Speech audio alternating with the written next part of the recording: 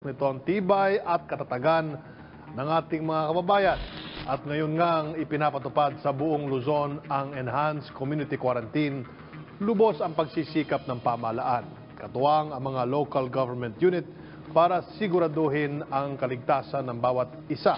Paano nga ba hinaharap ng mga LGUs ang banta ng COVID-19? At paano nga ba pinagtitibay ng pamahalaan ang seguridad ng ating mga kababayan sa panahon ng krisis pangkalusugan? Ako po si Secretary Martin Andanar at ito ang Alerto, a COVID-19 Special.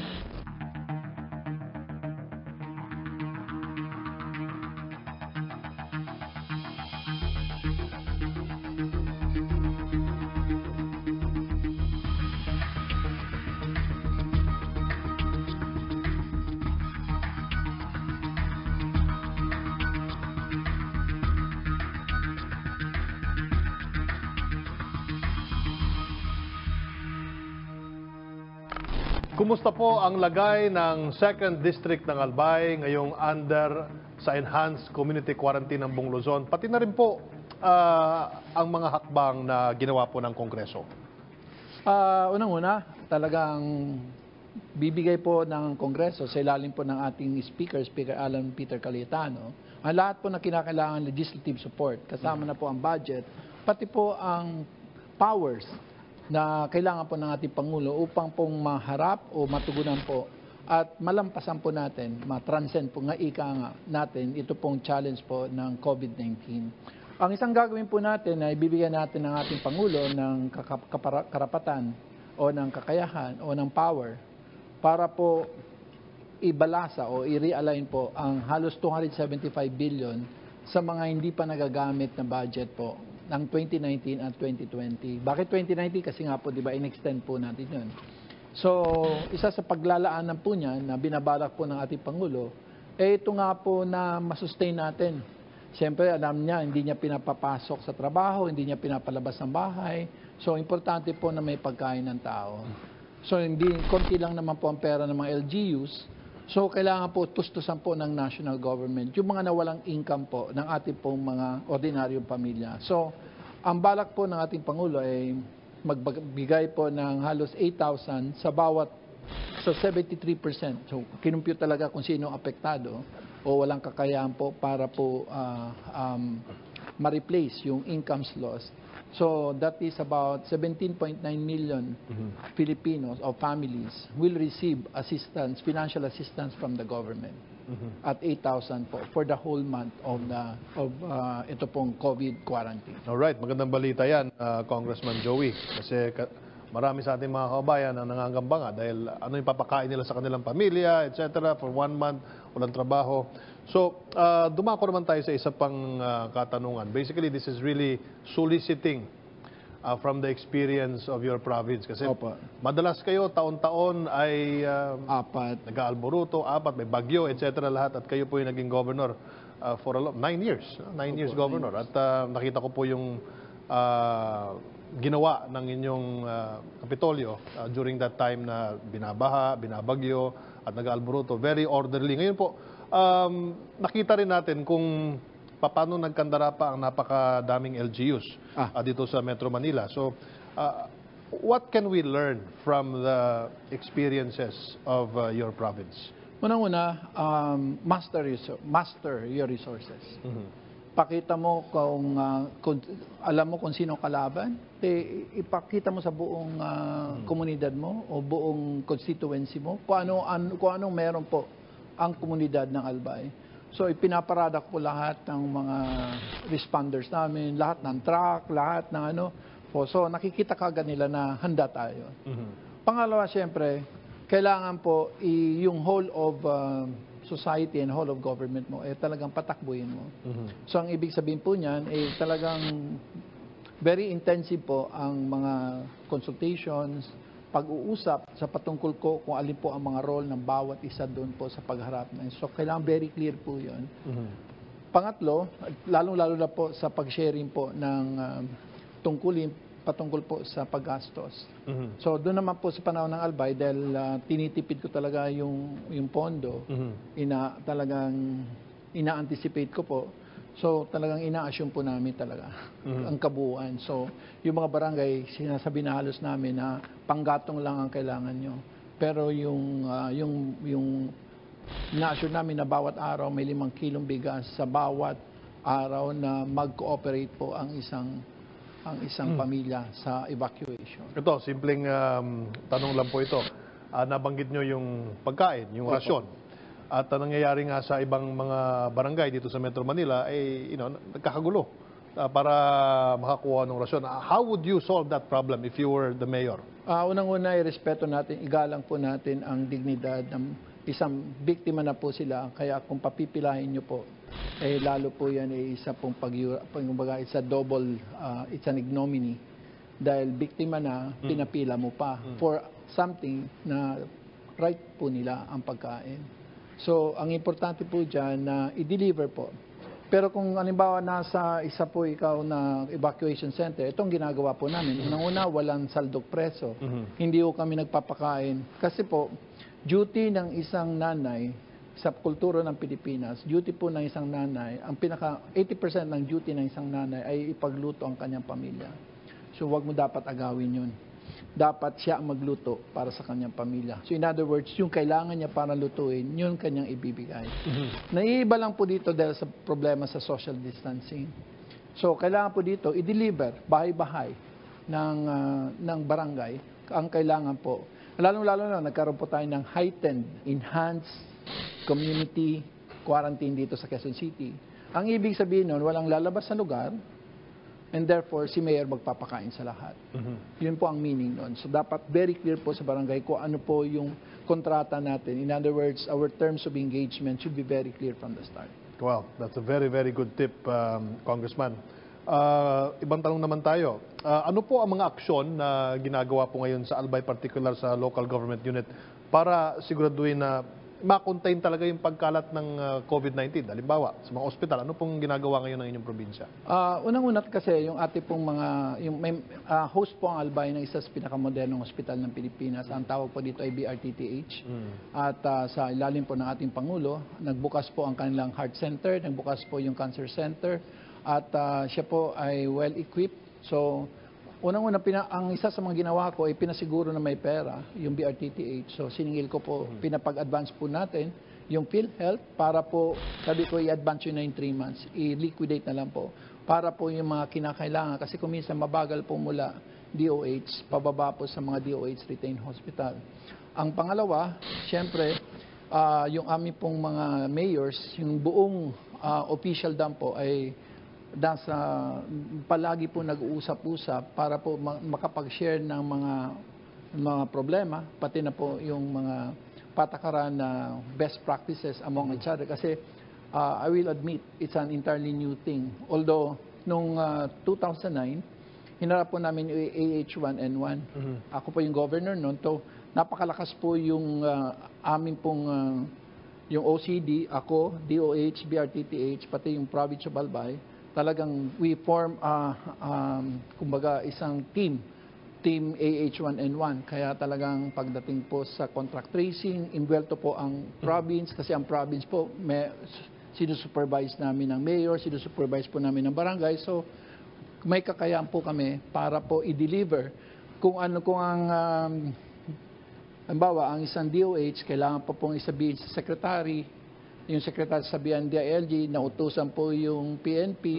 Dito po, yung mismong probinsya ay pwede po namin sabihan yung police na within our area na tulungan kami para po hulihin o pilitin yung isang ayaw po mag-cooperate na contact trace.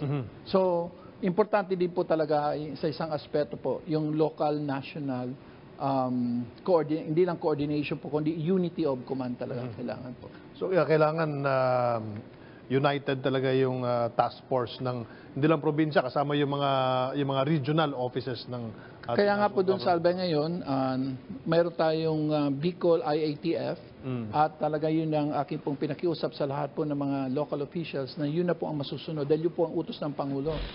Sabi ng Pangulo, isa lang po ang pwede mag-utos sa ganitong panahon. Siya. At sabi niya, ang magsasalita para sa akin ay IATF.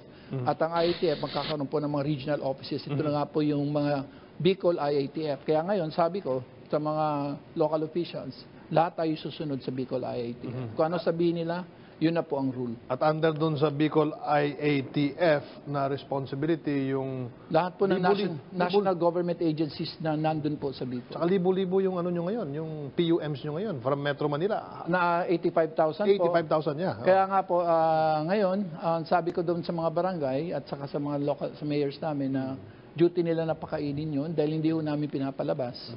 Kasi ibig sabihin, hindi katulad ng iba na pwede kang kumuha ng pass para pumamalengke. Yung mga PUMs po, bawal na bawal po for 14 days na lumabas sila kung saan sila po nakitira o pumunta.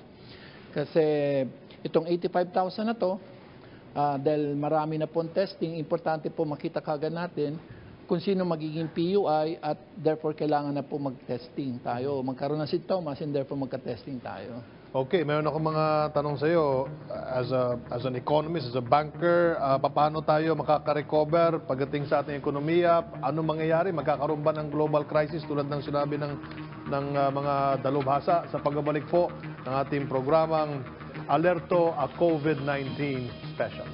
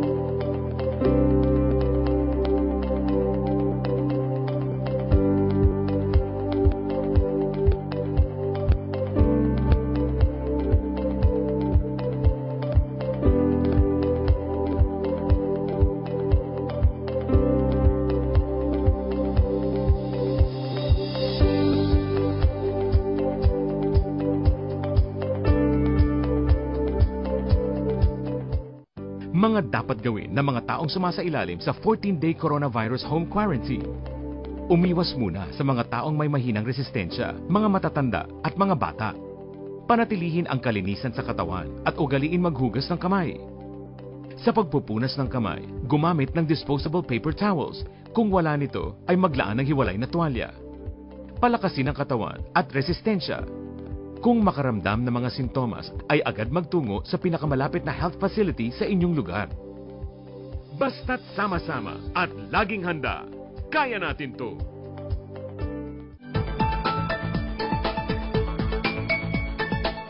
We are not alone, but let our country lead the way in imposing a lockdown and strict enough to effectively kill COVID-19.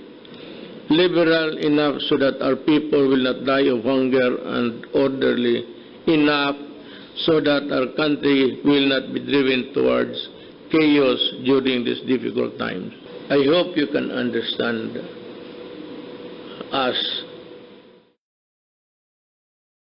ang ginagawa namin. Maraming salamat po.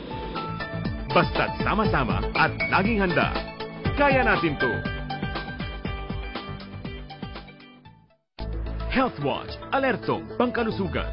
Mag-ingat sa coronavirus. Ang coronavirus ay pamilya ng mga virus na nagdudulot ng iba't ibang sakit, mula sa karaniwang ubo at sipon hanggang sa mas malalaking impeksyon. Sa mga malulubhang kaso, maaari itong maging sanhi ng pulmonya, acute respiratory syndrome, problema sa bato, at pagkamatay. Kabilang sa mga sintomas nito ay ang pag-ubo, lagnat, at hirap sa paghinga. Para maiwasan, ugaliing maghugas ng kamay, umiwas sa mga hayop, lumayo at takpan ng bibig at ilong sa tuwing uubo at babahing, umiwas sa mga taong may ubo at sipon, uminom ng maraming tubig at lutuing maigi ang mga pagkain, at agarang kumonsulta sa doktor kung may sintomas ng ubo at sipon, lalo na kung bumiyahe ka makailan sa mga lugar kung saan laganap ang virus. Pangalagaan ang kalusugan para iwas sakit. Huwag malito. Dapat laging listo. Sa likod ng isang progresibong bansa ay mayroong mga matulungin, masigasig, mapagkalinga, at malakas na kababaihan. Kayo ang sandigan at kayamanan ng ating inang bayan. Saludo ang PTV sa lahat ng mga Pilipina ngayong National Women's Month.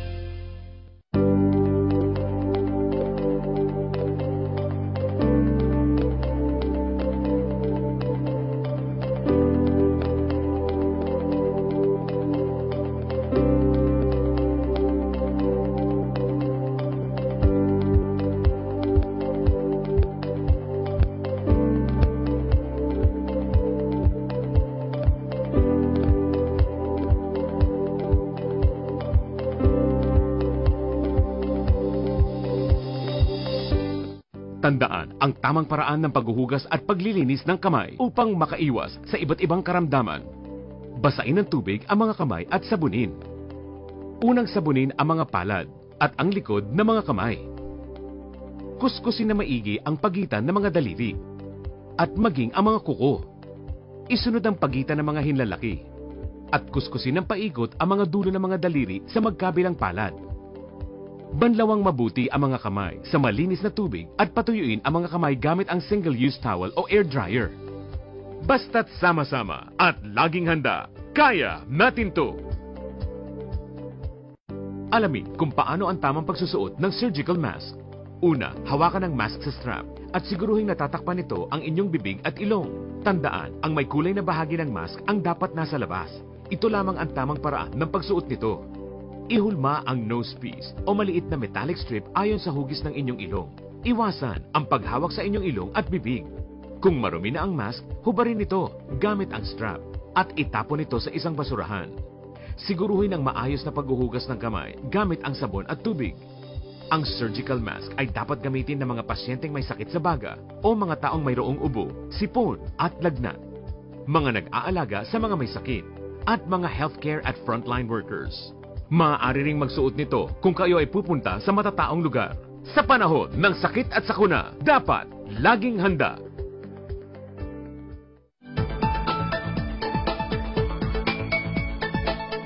Yung sanang mga malalaking enterprises dito, maybe you can consider paying the 13th-month pay or just paying them baski kalahati sa sweldo nila kung walang trabaho, as a way of showing your solidarity with the Filipino at this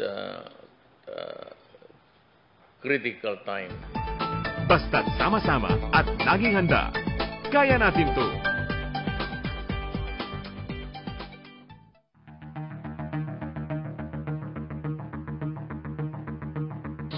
Nagbabalik ang Alerto, a COVID-19 special. Kasama pa rin po natin si Albay 2nd District Representative Joey Salceda.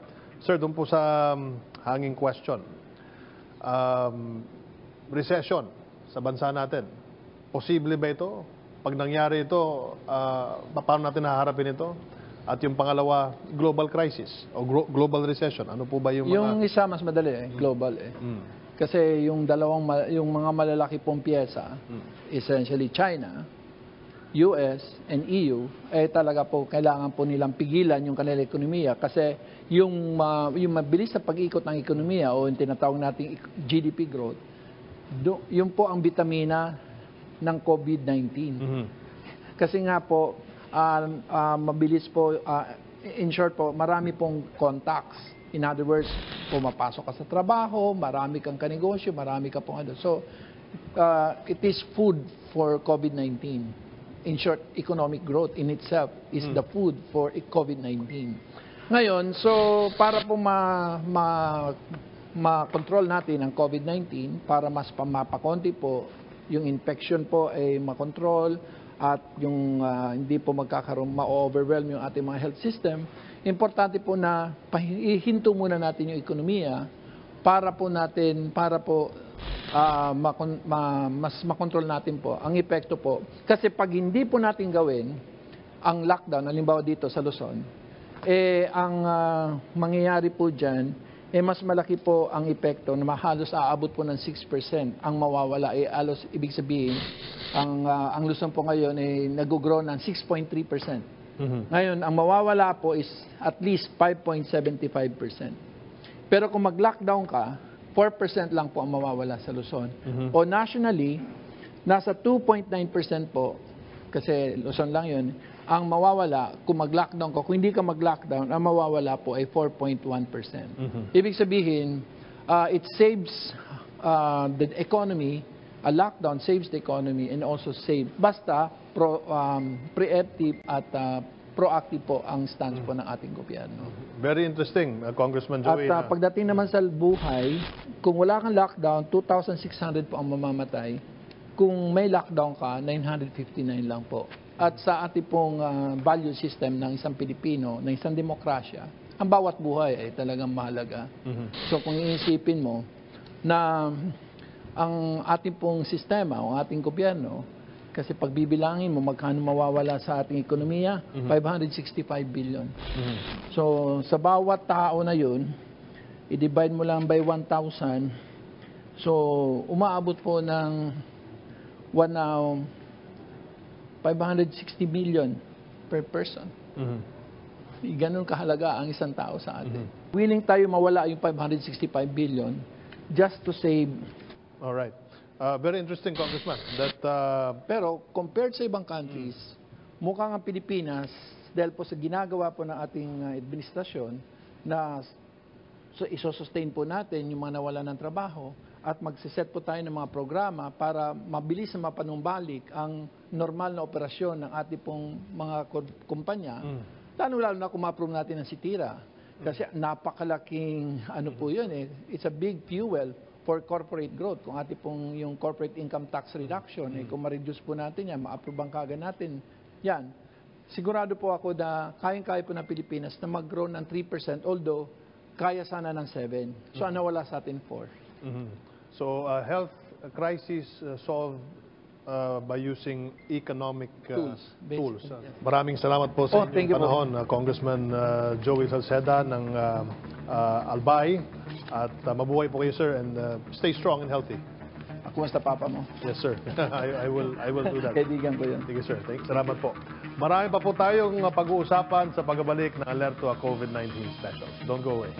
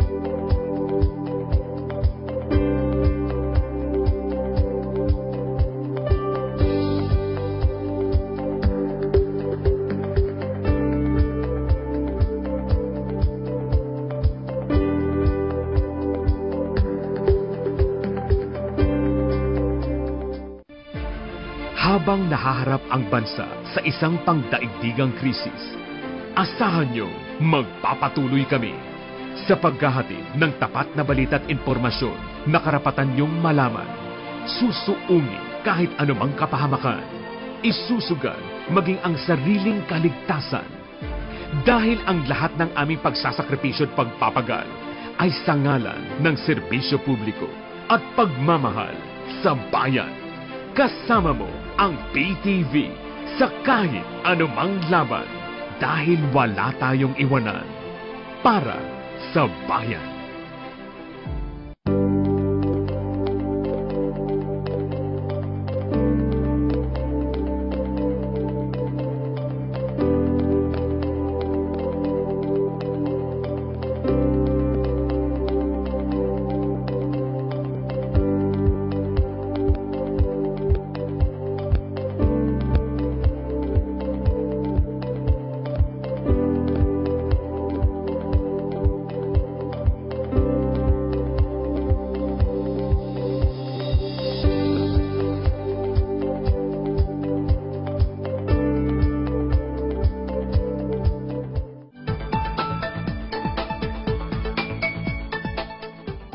We have the money.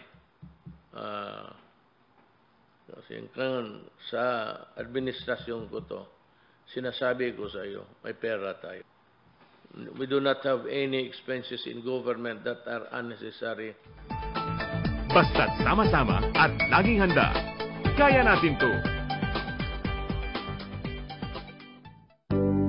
Mga dapat tandaan sa wastong pangangalaga sa Persons Under Monitoring o PUM. Kung mag-aalaga ng PUM, siguraduhing malakas ang inyong resistensya.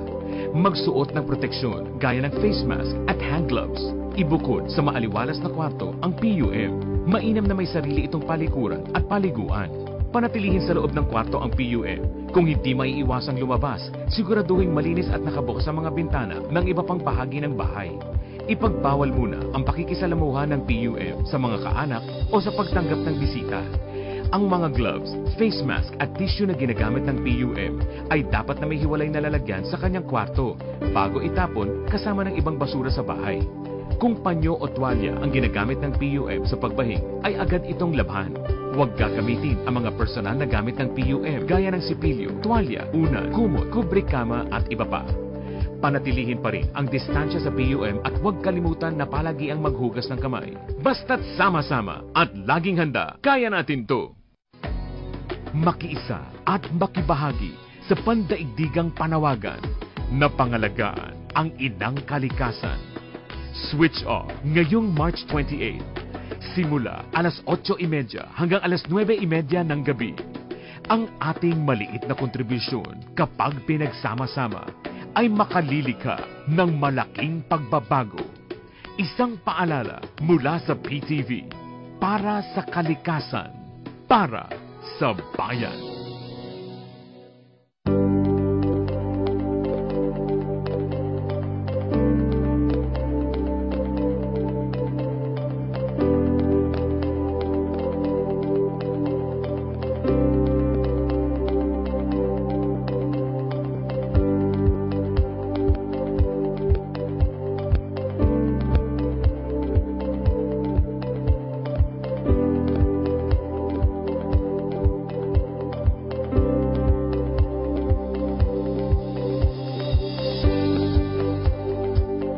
Sa matinding laban natin sa Coronavirus Disease 2019, sugpuin din natin ang pagkalat ng fake news. Huwag magbahagi ng impormasyon na hindi tiyak ang pinagmulan. I-check mabuti ang source ng balita. Kumuha lamang ng impormasyon mula sa mga official channel ng Department of Health.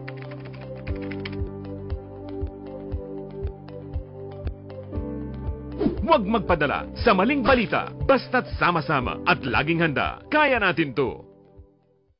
Patuloy pa rin ang search and retrieval operation sa 36 na biktima na pinaniniwalaang na-trap sa Ang 4th Kentex floor. Manufacturing Corporation ay may 3 palapag, subalit nadiskubreng walang labasan ang nasabing Sino nga ba pabrika. ang makalilimot sa isa sa mga pinakamalagim na sunog hindi lamang sa Pilipinas kundi sa buong mundo? Napakaraming pangarap, ari-arian, at buhay ang naaabot dahil sa sunog. Ngunit sa tamang pag-iingat, ang trahedya ay kaya nating iwasan.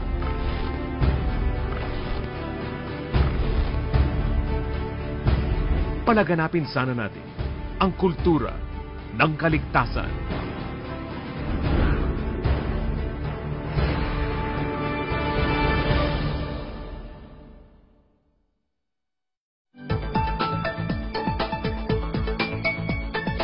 You know the only reason why you can impose these quarantine restrictions and impose it on everyone passing your areas is because the national government is allowing you to do so. But if you go beyond the standards that we have set, you are abusing your authority, and you know that it can lead to administrative cases or even worse unless you stop what you are doing and completely, fully. Basta't sama-sama at laging handa, kaya natin to.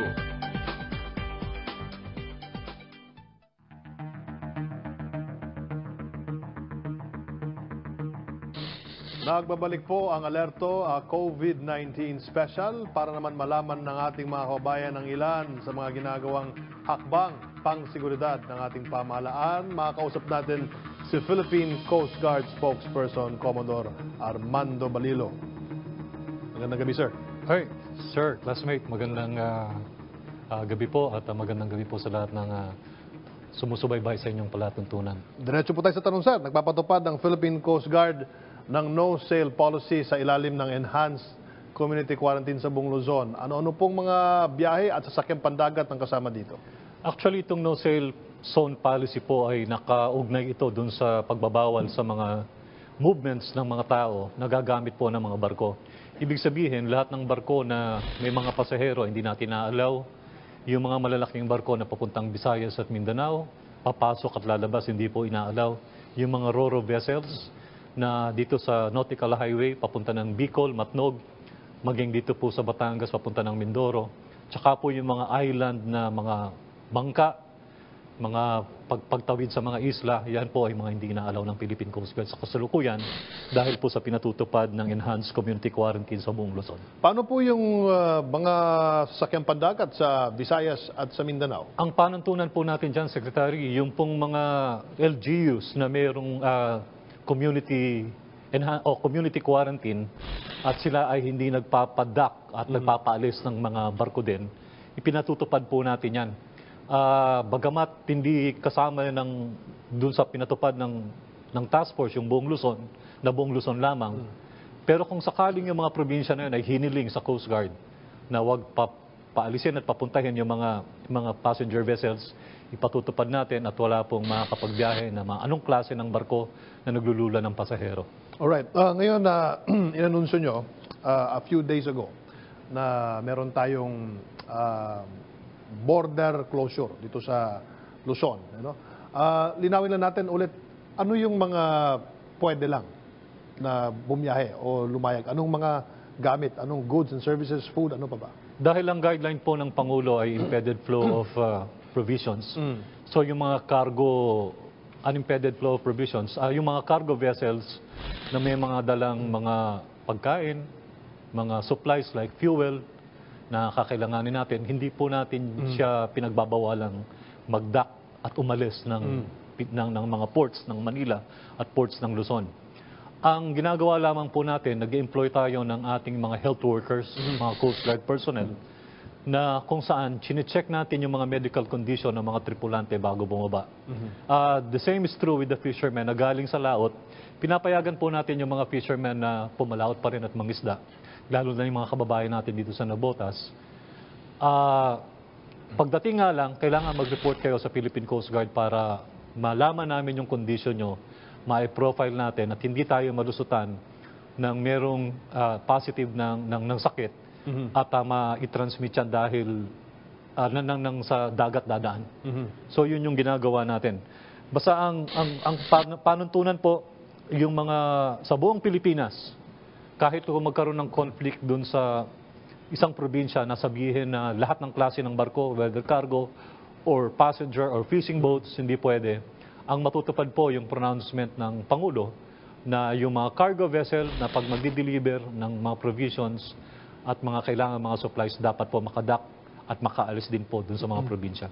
So kahit anong probinsya sa buong Pilipinas, kahit na nag-announce pa ng community quarantine ng isang LGU, basta't pagdating sa provision, medical supplies, pagkain, fuel, pwede pong makadock yung isang payagan, barko o lansya. pwedeng makaalis at pwede ring mag-dock kahit saan pong ports doon sa probinsya. Yun, malinaw yun. Pati yung ating mga mangingisda, pwede rin as long as siguraduhin nila na wala silang sakit. At magre-report po sa mga outpost ng Philippine Coast Guard, ng PNP Maritime Group at saka ng Navy para po masigurado natin na hindi tayo malulusutan ng merong may sakit na galing sa labas sa karagatan at papasok ng lupa. Paano po yun, Commodore, yung halimbawa, may-ari ka ng lansya, sa amin, sa Siargao, at ikaw ibabiyahe galing Surigao City papuntang Siargao, wala namang enhanced community quarantine doon sa Surigao del Norte, pero nag-anunsyo ng community quarantine ang ating probinsya. Makakabiyahe pa ba yung isang pump boat? Hindi na rin, kasi dapat pareho silang nag-agree na yung aalisan mo at pupuntahan ay both walang community quarantine na resolution ng Sangguniang Panlawigan. Pero pag isa doon ay meron, hindi na natin siya papayagan kasi hindi siya makakadak eh. Okay. So maliwanag po yun na dapat po, unang-una dito ay dinidiscourage talaga natin yung movement. Kung sakali po may mga emergency na kailangang bumiyahe, halimbawa mga lansyang mga pribado at may mga itatawid, halimbawa may sakit, may kailangang billing provisions, katulad po ng ginagawa ng PNP. At tayo naman po ay nagiging considerate pagka ganon yung mga kailangan. Ang iniiwasan lang po natin, yung magsakay ng pasahero, katulad nung sabi namin sa mga mangingisda dito sa Navotas, huwag niyong gamitin yung mga bangkang pangisda para mag-transport ng mga tao. Ang iniiwasan po natin yung magsama-sama yung mga tao at magbiyahe. Kaya nga po umiikot tayo dun sa mga areas na pag nakita natin yung mga bangka na punong-puno, nagpinipresyum natin na mga tinatawid dyan sa mga isla. Kung sakali naman po na kailangan bumiyahe dahil merong emergency, i-practice pa rin din po yung social distancing sa pagsakay ng mga bangka at mga barko. Alright. Lastly, Commodore, sa ngayon, nagbibigay ang PCG ng libreng sakay sa mga health workers na kailangan pumasok. Ano po ba ang mga proyekto ng PCG na para makatulong pa sa ating mga kababayan ngayong panahon ng enhanced community quarantine? Halimbawa, itong sa Pasig River. Kasama mo ba ito sa libreng sakay? Yung Pasig River, Laguna de Bay, hanggang Marikina River, nagbabantay po ang Philippine Coast Guard, ang Maritime Group ng PNP at ang Navy. Sama-sama po kami dyan.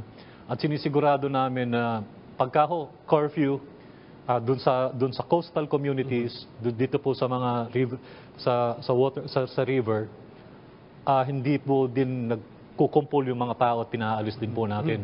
In fact, meron pong pagkilos din ng Philippine Coast Guard in coordination with LGU, tinatawagan na rin ho kami para naman maghatid ng pagkain na gagamitin yung Pasig River. At naghahanda po kami dyan. At naghahanda din po ang Philippine Coast Guard doon sa pag-ayuda sa Department of Health kung sakaling maubusan ng mga nurses. Meron po mga nurses na nakareserva sa Philippine Coast Guard, mga uniform personnel po ito, na maaring tumulong at mag-augment sa mga ospital kung kinakailangan. Maraming salamat po sa inyong panahon, sir, at sana wag po kayong manawa sa amin. Salamat, Sek. Salamat sa pagkakataon. Sa likod ng takot at pangambang dala ng COVID-19 sa ating bansa, magkabalikat po ang ating pamahalaan at mga local government unit sa misyong siguraduhin ang kaligtasan ng mga mamamayan. Ngunit ang labang ito ay laban rin ng buong bansa at malaking papel ang ginagampanan ng kooperasyon ng mga mamamayan sa layuning tuluyang sugpuin ang pagkalat ng kinakatakutang COVID-19. Basta't laging handa at sama-sama, kaya natin ito. Muli, ako po si Secretary Martin Andanar para sa Alerto at COVID-19 Special.